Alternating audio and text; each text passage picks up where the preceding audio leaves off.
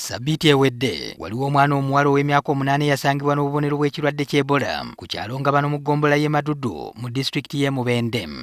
Ono oluvannyuma abooluganda baamutwala mu kitundu ky'Ekigarama mu ggombolola y'e Bugongo mu disitulikiti y'e Kyegegwa ku biragiro bya kitaawe.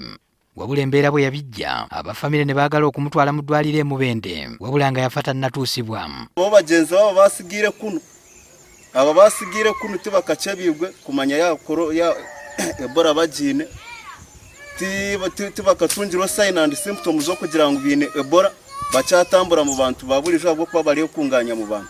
Hata unaona ndashabira gavumenti kyokubirekera basika. Abantu basatu kwaba bamukwatako bamaze ddo okukakasibwa nti balina ekirwadde kya Ebola era ng'omu olunaku lw'eggulo yavudde mu bulamu bw'ensi eno.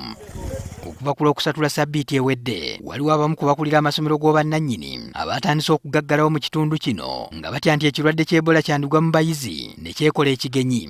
Ku bunkenke kubanga twayimiriza kuva ku Friday tubadde tusuubira olunaku lw'enkya okuggulawo essomero lyaffe abaana badde basome naye olw'embeera y'ekitundu yeeraliikiriza tetumanyi we tunaakoma. Tugizirengu tube tulinzire mu wiikendi ngu kyayika kyakana niko tugaruka tulinze kureba kyakana kyayika tukagarukayo tukala ekibala tugambire.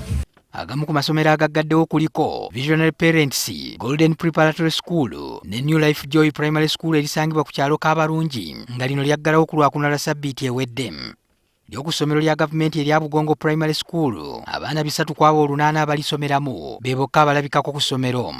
Visionary as a school, they decided to send all pupils from Kigarama, and me, who is a teacher from Kigarama, who was teaching there at Visionary, so such that we can remain in our village, because they said that we can affect their pupils.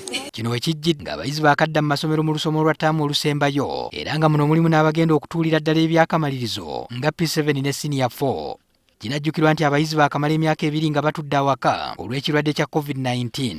Abakulembeze mu kitundu kino baggadde ebifo eby'olukale ng'obutale era n'amasomero okumala waakiri wiiki 2 okwewala abayizi okufuna ekirwadde kino. Nyenkyakale odei twataataho tigarashomu tubanze tulinda at least 1 week oba 2 weeks tulebe embeera nk'okweyemerera akuba turabasa kwenda nga abaana bashome bahendere bafiire turabasa kwende bingi tumalirize nebingi tutabitungire nebice tutakozire ki tutabitungire soka tubanze twemerezemu abataka kwasigwe baleke kukwata.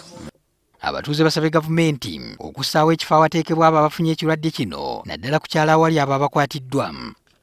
Amyuka rdc w'Ekyegegwa Wini Kasiibayo avumiridde abaggadde amasomero nga tebamaze kubeebuuzaako. Abeebembezi ninga nkanye nka rdc natsindikayo ttiimu egenda esomesa abantu okubeshemere kuba nibeerinda Ebola nanisha abazeeyi mutwara abaana banyaho isomero. Kizuuliddwa nti abo abaafiiriddwako abaabwe saako abakwatiddwa ekirwadde basosolebwa ebitagambika wamu ne famire zaabwe. Kati abalwadde abasangibwa Ekyegegwa basindikibwa mu Mubende.